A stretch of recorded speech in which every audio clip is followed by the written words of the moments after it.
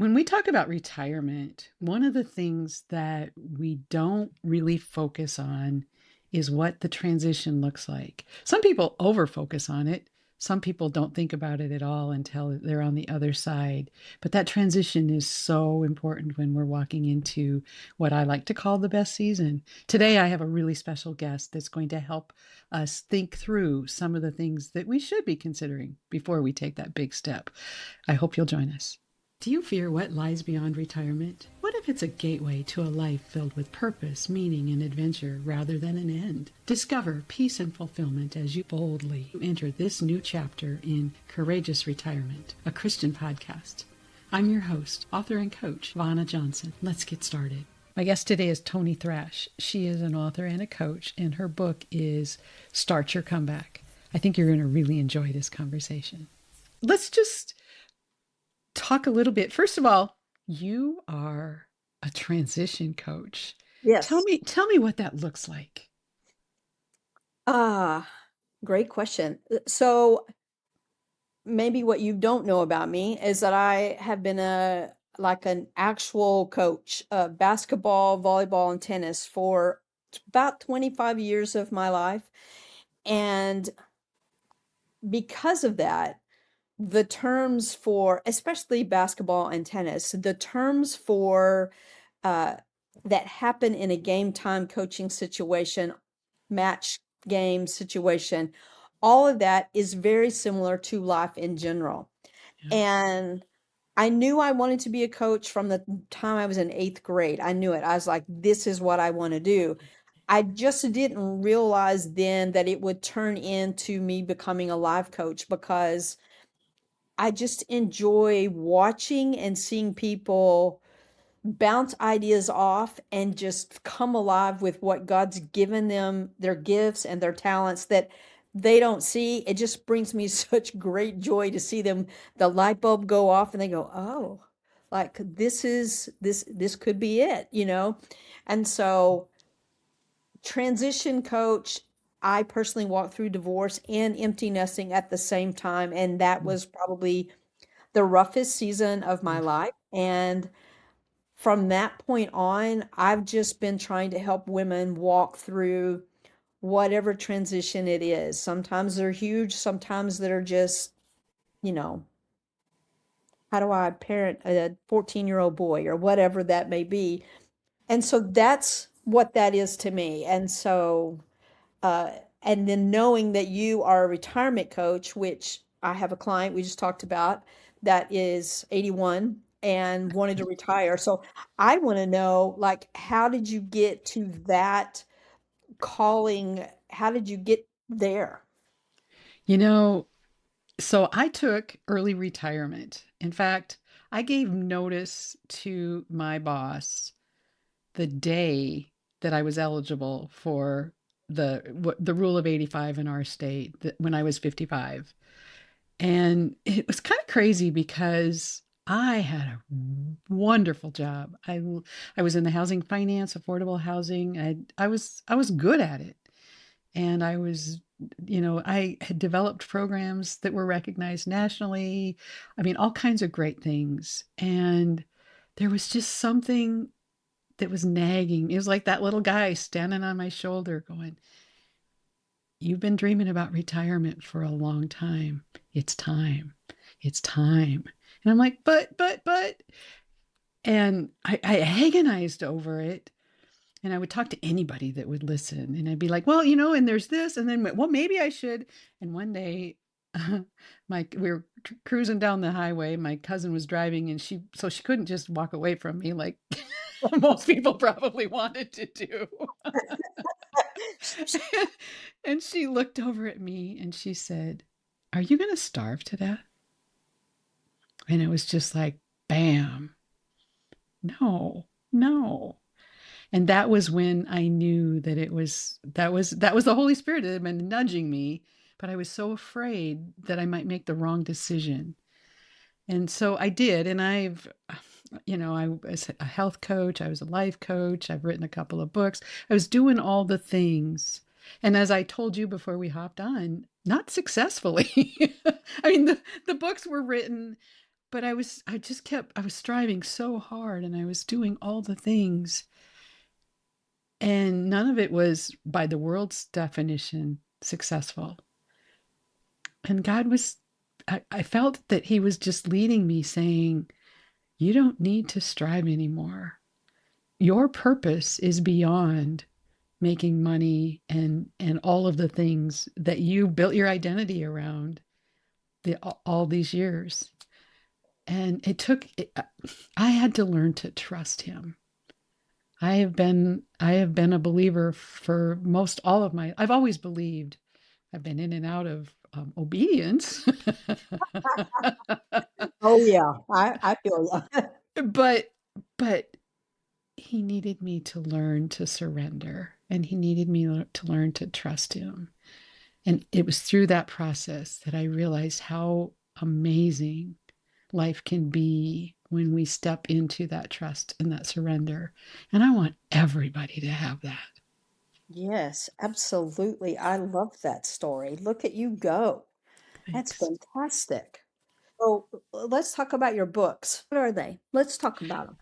Well, it's funny. I'm sitting right here and they're well used. The first one is A Different View. Start living the life your soul longs for. I didn't know that it was a retirement book when I wrote it. And it wasn't ever intended to be, but really, all it is about is why we want to live in biblical truth. The world has shamed us into thinking that the Bible is out of date and wants us to let go of the things that God was like. We say, did God really mean? Yeah, yeah, he did. You did He meant us. it. So a different view is looking at the world from a biblical view, why we need to do it, and truly living for our eternal purpose. Well, how long ago did you write that book? It was released 6 years ago. I finished, not quite 6 years ago. Yeah, in November it will be six Okay. years. So yeah, I wrote that, and then a few years later, I wrote my second book, which is backwards, Equipped for More. The 10 Essential Habits. I have to read it because it's so long, but I couldn't cut it. 10 Essential Habits to Stop Your Doubts and Fear of Judgment so you can Oh, boldly live your faith. And so I always say a different view is why. This is how we do it, the habits that we develop to trust God, because that's really, we will never live our full purpose until we can trust Him and go where He leads us. that is like I resonate with that, and let me tell you why. Please I, do. yeah, I wrote, gosh, I started writing right after my divorce, just mostly journaling. But what I've come to understand about my Christian walk, and I'm not, I think all of us to some extent doubt like Thomas did, right? Like, let Right? me see, let me see, let me see. And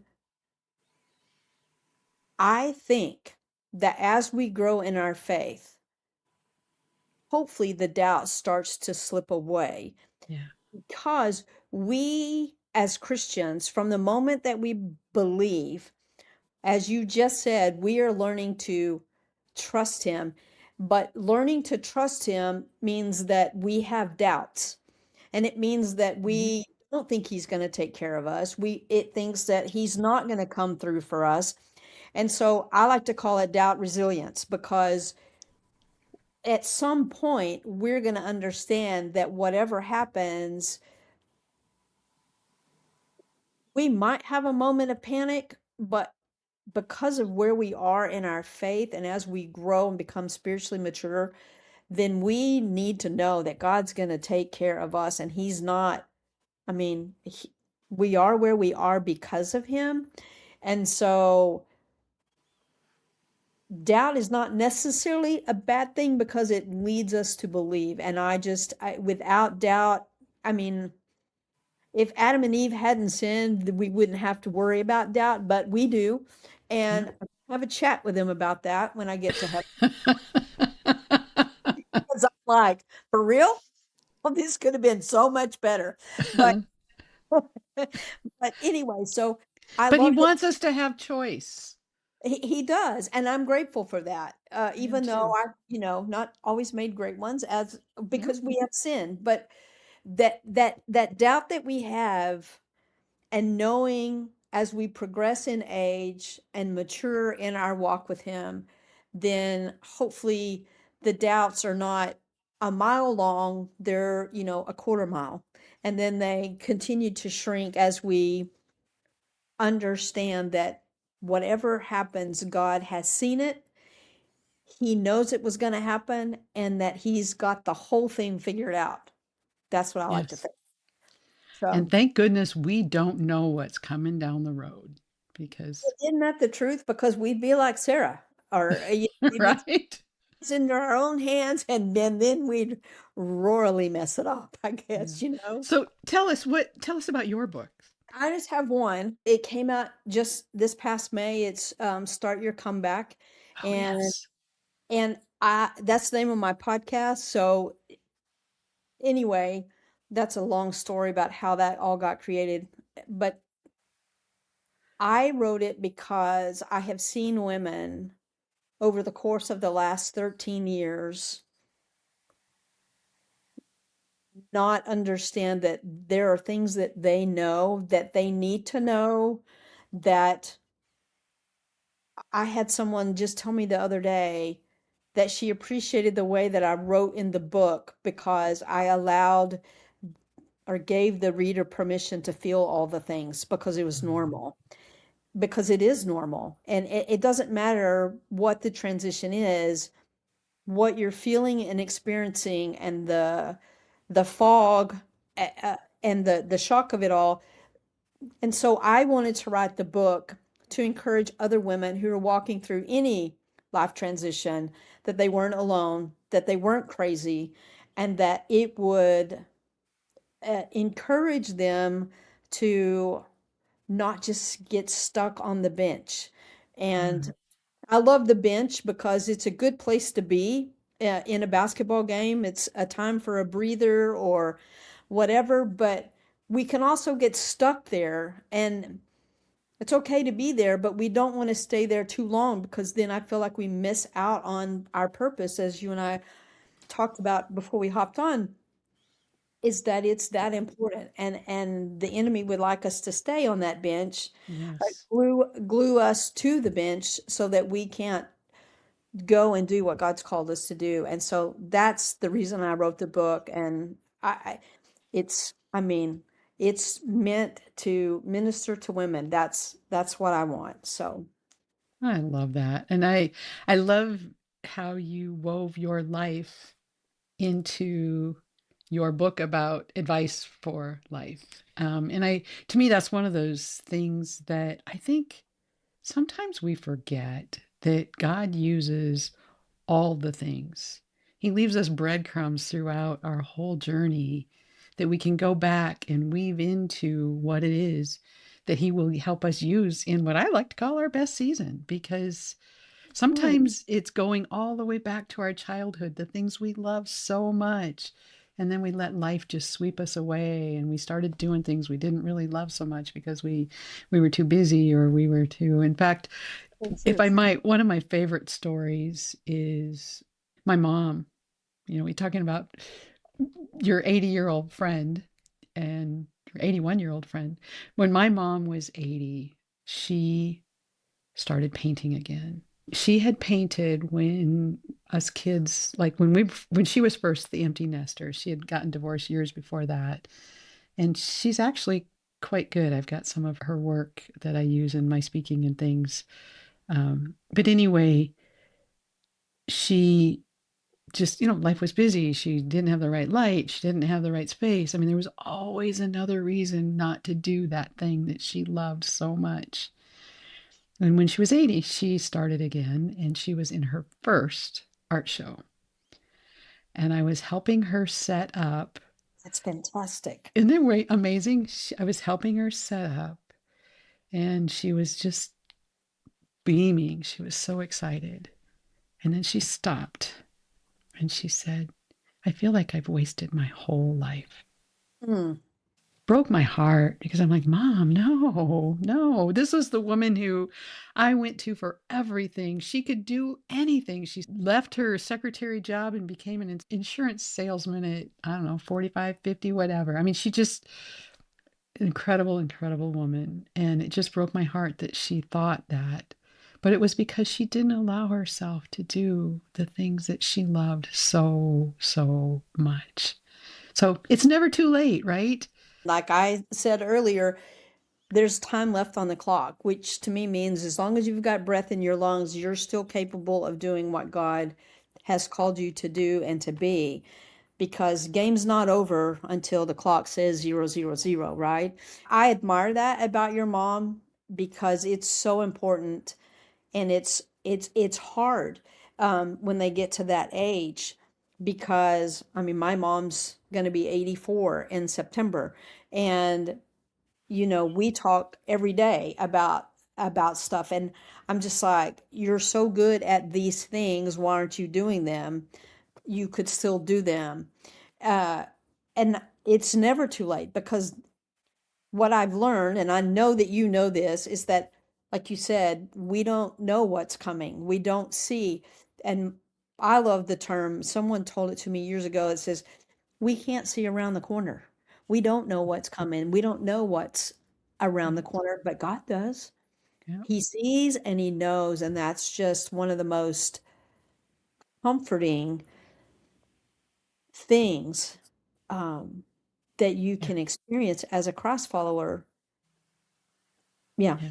You talk about transition, I talk about retirement. And I think one of the things that could be really helpful for someone listening to us today is that it's time, but I don't know. I'm afraid I've got this identity, like I talked about, wrapped up in this career and the paycheck and the title and the what am I going to do?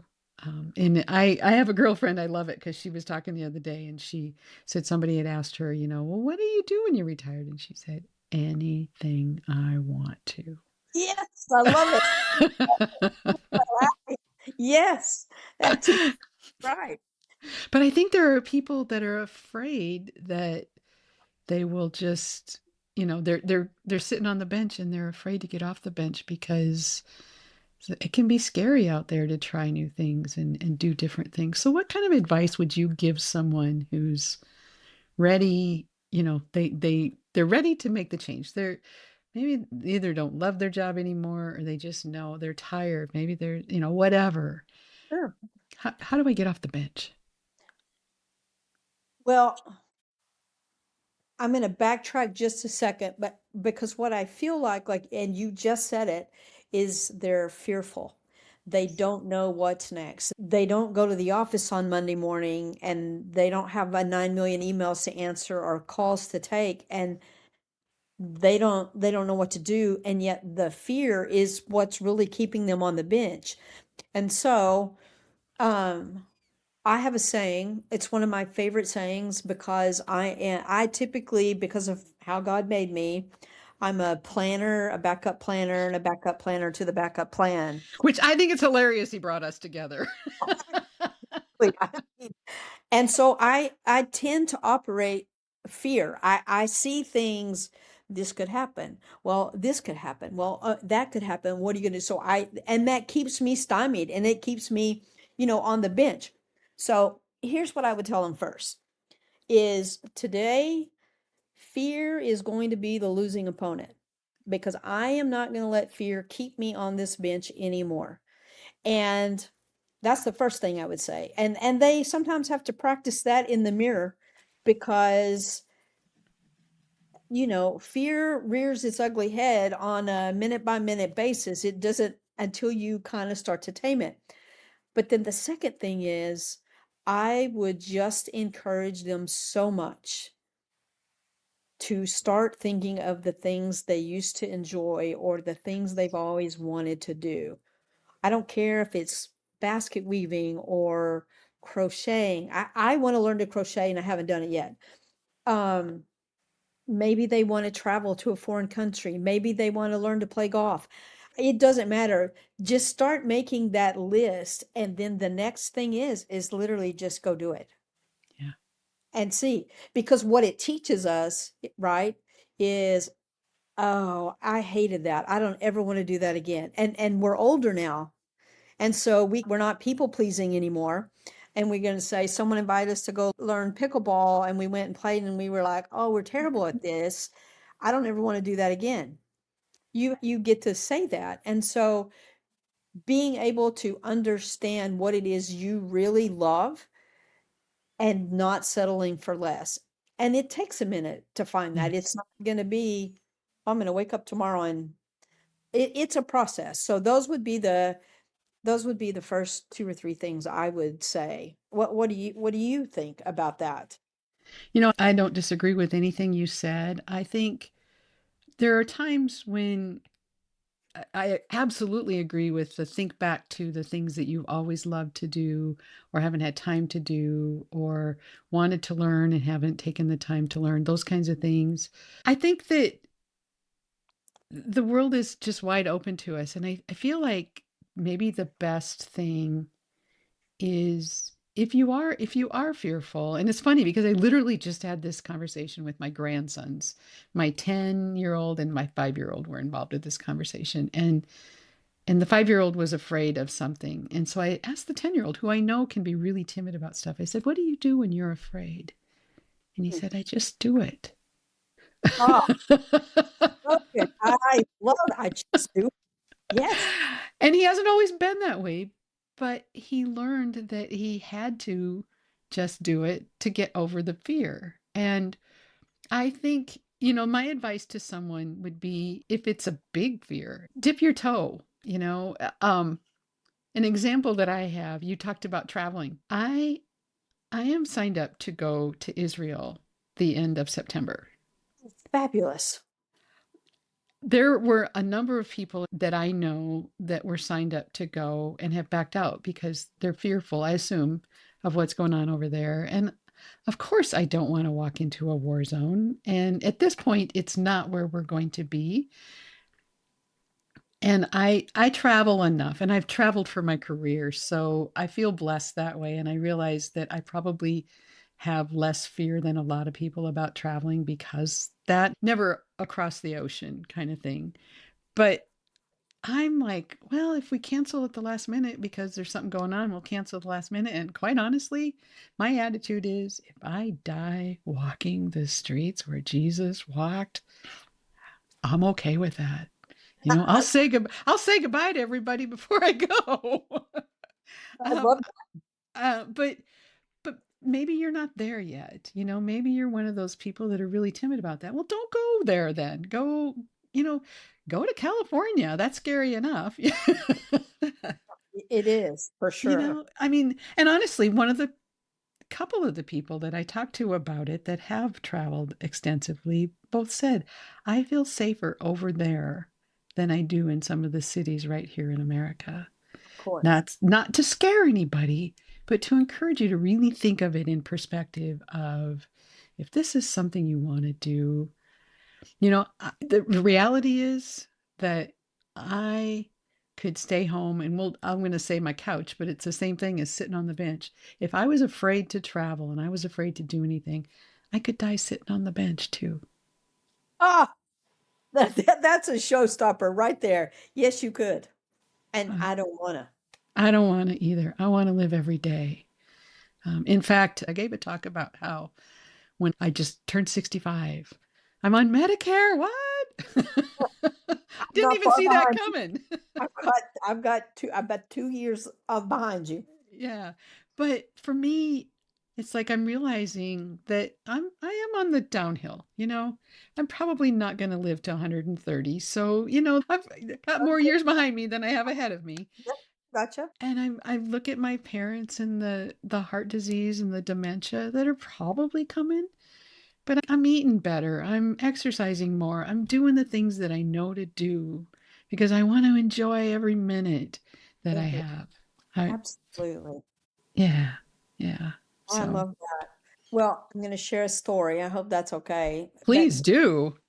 Back in, I guess it was the fall of 21, just, we were coming out of COVID and all the things. And I made up my mind.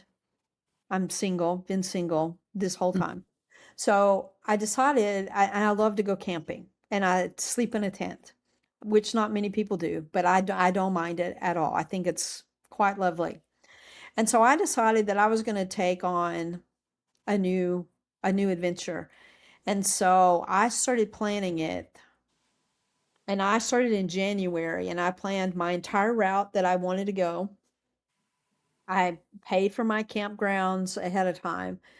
And I left on the 1st of June of 22 and I went on a solo camping trip for about 18 days, 17, 18 Oh, days.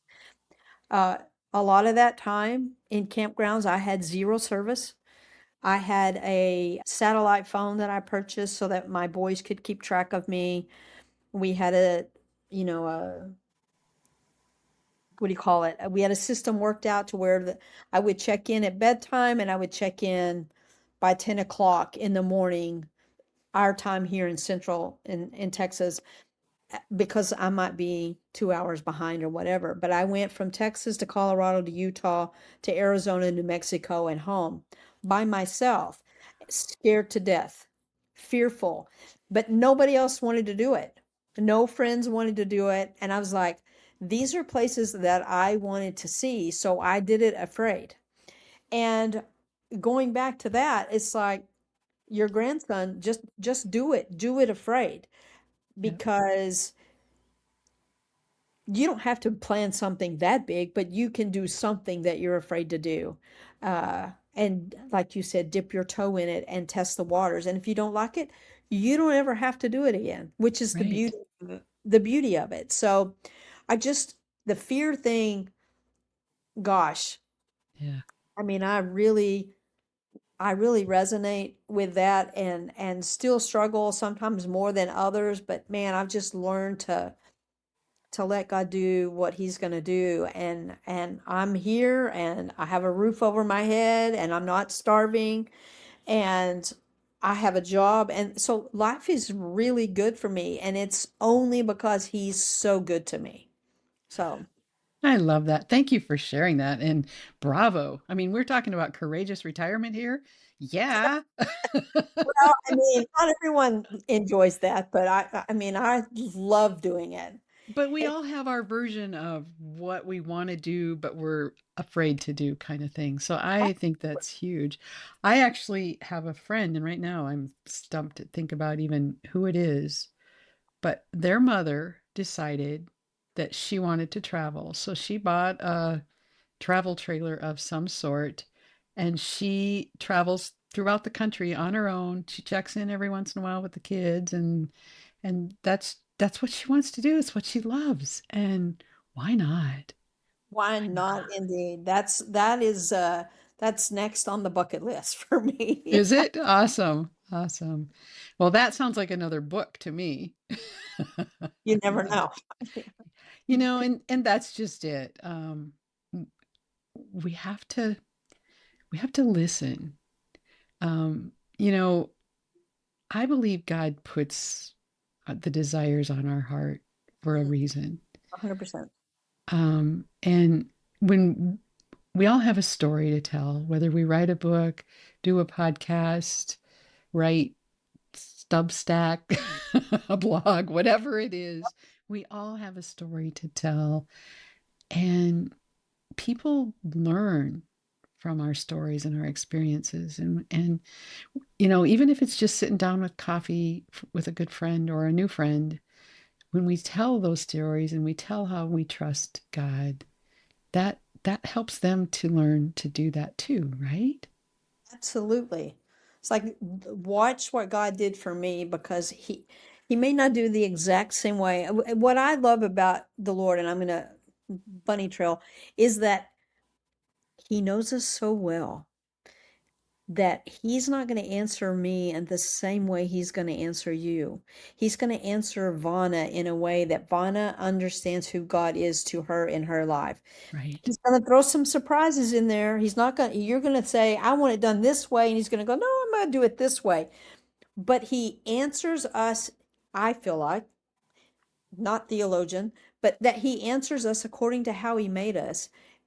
But even in that, the surprises are the surprises he knows we can handle, I think. Well, and the surprises are the surprises that he knows we need to turn Exactly. to him. Yes, ma'am. Absolutely. Yeah. In our group, and we met in the group of other really fun gals too. But in that group, we're all encouraging each other to do whatever it is that God desires laid on our hearts. And they all have inspired me to start this book that's been churning, and I've been dreaming of writing fiction for a long time. And you guys, I've started it So and excited. I'm developing the characters for it, and I had so much fun. It When I stop and think about it from the big picture, it scares me to death because I have no idea how I'm going to get it done. But I know that because he put that desire on my heart, he's going to help me get it done too, Oh, right? of course he is. He's in the business of equipping us to do what we think we can't do anyway. That's it, right? We can't do this. Right.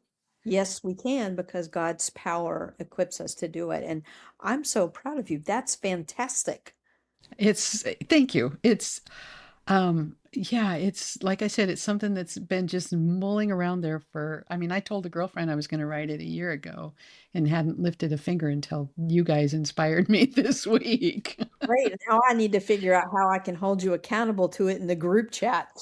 And Desiree and I have linked up, and we are going to be Good. accountability partners for the Yes, work we have to do. good. So Okay. yeah, So much. I'm just really super excited about it. But the point is that everybody that's listening to this, I don't care who you are or where you are, he has put desires on your heart too. Yes. And he will equip you. He will get you through the hard parts. And some people will say, follow your dream. That's so worldly. Maybe. I think the check that we need to do is, so my 10 essential habits, the top three are to be in the word, to be in prayer, and to stop and listen. Shutting the world off and listen to what he has to say. And we aren't all very good at that. But when No. we do, we can be sure that we're following where he's leading, right? Yes. Yes, and that the listening thing is key. And let me tell you why it's key. I can be at my kid's house, right? And I hear the noise of my grandson running around and thing and I'm trying to have a conversation with my oldest child. I hear all this noise, right? And if I listen to just all the noise, I don't really hear anything. So Right. I have to be tuned in, even though all this noise is going on. So we can hear things, but listening means that we're tuned in and that we Yes. really are wanting to know what we need to know from the Lord. And so when you said get rid of all the noise, it's like that whole quiet aspect of Yes. walk because we have to listen to his voice for him to lead us where we need to go. And Right. that hearing and listening thing, it's all good, but the listening part for me is the key. So thank you for sharing that. That's really important. Yeah. Yeah. Thank you. It's also what we look for. Are we looking for God in our lives? Do we see him in the sunrise, in the flower, the birds, even the most majestic storm the other night? And it was like, oh my gosh, Lord, this is so beautiful. Thank you. Or are we looking for the negative? Are we looking for how the aches and pains and the so and so said this and they're so, all the things? And I mean, we can look for God everywhere, or we can look for the trouble and the pain everywhere, and we'll find both. Yeah, because I mean, the beauty, like you said, out is stunning to me. Absolutely stunning. Like looking up at the sky at the full moon last night, I was like, I really should call my grandson and go, "Hey, are you outside looking at this beautiful moon?" Because it was gorgeous here. But yes, the waves, the mountains, the flowers, the plants. I mean, just the fact that we have sunshine, all of those things, I mean, that's who God is. That's where we can get in tune with him in the quiet and just recognize the beauty that he's created around us. It's I'm beautiful. pretty sure you see more of that when you're out there sleeping in your tent than I ever will laying in my nice comfy bed. Let me tell you, looking up at a night sky without your rain cover on and seeing the Milky Way and just the stars, and there's nothing like it. Nothing like it. I'm sure. Not sure I'm going to do that, but I'm sure. Well, I don't sleep on the ground anymore. I have a cot and it's pretty comfy, so All I'm right. too old to sleep on the ground anymore. It hurts my Okay. body. I'm So glad I to don't, hear that. I really am because I was like, that doesn't work so for me anymore. But so, so well, wonderful. as we start to wind down, would you just tell everyone who's listening, like, where they can find you, your podcast, all the things so that, you know, they be able to get in touch with you and hear your podcast? I'd love for you to share that Well, with yeah, thank you. So, podcast is Courageous Retirement, and it's anywhere you listen to podcasts. awesome. I'm also on LinkedIn at Vona Johnson. And then my website, vonajohnson.com, which has the links to all the different things. Okay, great. That's the easiest way to just where it's all in one place. This came up earlier when we were talking, and we were talking about being on the bench. And sometimes we're on the bench and we feel like God hasn't told us to go anywhere else. And I always like to say, if you're somewhere and he hasn't moved you yet, it might be because you still have a lesson to learn there, Oh, girl. or Yes, speak. or there's somebody else that needs your help while you're there. Look around, see where you can make that contribution, that difference. Or you're just afraid to get up and go. So just really take a step back and look at, why am I still here? If I want to leave, if you love your job and you're not ready to go anywhere, then go bring joy to the people that you see every day. There's nothing wrong with that. But if you're miserable where you are, find out why you haven't figured out. I'd love to help you with Oh, I mean, I hope that you just get flooded because that. it's beautiful. I appreciate that so much. So thank Well, you.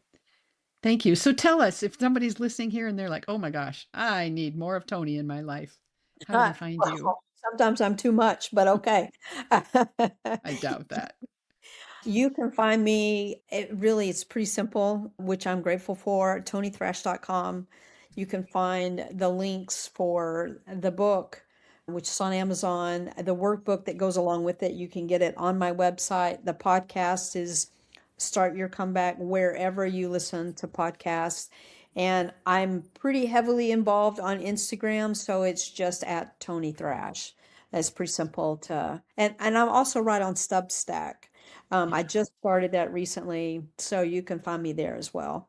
But I Good. appreciate you asking that. Yeah. Just let me know if you need help with any kind of life transition. I would be so happy to walk alongside you as you walk through it.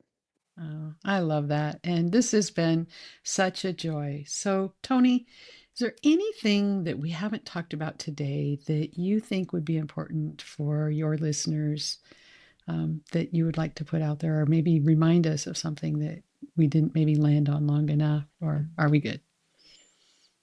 I mean, I just go back to that one thing, and it's just don't let fear win today. Let it be the losing opponent because it just seems to grip us sometimes and keep us stagnant. And I don't want that. So, how about you? You got any Yeah. word of wisdom for us? For me, it's we are here for a reason. Yes, ma'am. We are here for a reason. And I just want you to remember that life is too short. There's so much joy and so many people out there that are hurting in the world. So I just encourage you to think about how you can finish well and you can live your more. More isn't more of all the things that the world tells us we need. More is more of living your life for Jesus Christ. Amen to that. Well Yeah. said, my friend.